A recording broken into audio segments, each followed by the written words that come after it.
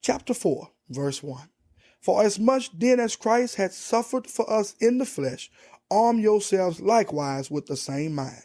For he that had suffered in the flesh had ceased from sin, that he no longer should live the rest of his time in the flesh to the lust of men, but to the will of God. Let me read those two verses from the Living Bible. It says, since Christ suffered and underwent pain, you must have the same attitude he did. You must be ready to suffer too. For remember, when your body suffers, sin loses its power, and you won't be spending the rest of your life chasing after evil desires, but will be anxious to do the will of God. Peter makes it clear here that we who are born again have a new nature that is not going to live in sin. Listen, we do not practice sin. It's just that simple.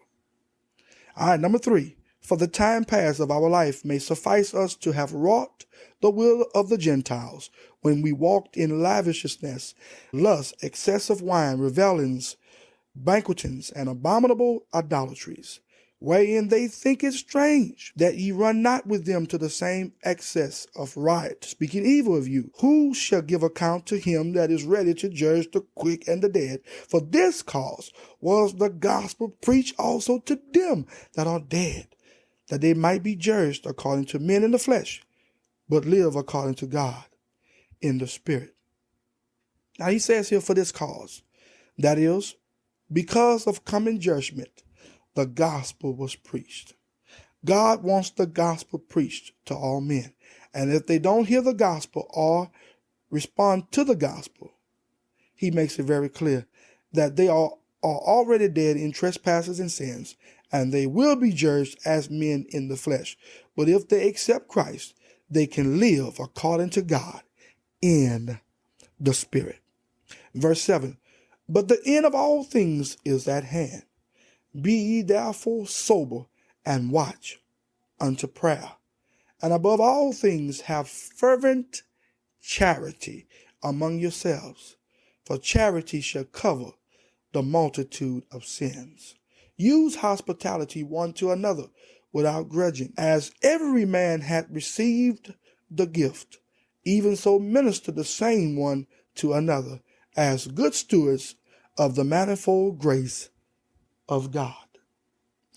Now the word the gift means a particular spiritual gift. Every child of God has at least one gift. Some have several. Peter instructs us here to use our gift or gifts for service, to serve one another, to serve the body of Jesus Christ. All right, verse 11. If any man speak, let him speak as the oracles of God. If any man minister, let him do it as of the ability which God giveth, that God in all things may be glorified through Jesus Christ, to whom be praise and dominion forever and ever. Amen. Now let me read that verse from the Living Bible. Are ye called to preach? Then preach as though God himself were speaking through you. Are you called to help others? Do it with all the strength and energy that God supplies, so that God would be glorified through Jesus Christ. To him be glory and power forever and ever. Amen. All right, verse number 12. Beloved, think it not strange concerning the fiery trial which is to try you, as though some strange thing happened unto you. But rejoice, much as ye are partakers of Christ's sufferings, that when his glory shall be revealed, ye may be glad also with exceeding joy. And if ye be reproached for the name of Christ, happy are ye, for the Spirit of glory and of God rested upon you. And on their part he is evil spoken of, but on your part he is glorified. But let none of you suffer as a murderer, or as a thief, or as an evildoer, or as a busybody in other men's matter. Yet if any man suffer as a Christian, let him not be ashamed, but let him glorify God on this behalf. For the time is come that judgment must begin at the house of God. And if it first began at us, what shall the end be of them that obey not the gospel of God? And if the righteous scarcely be saved, where shall the ungodly and the sinner appear.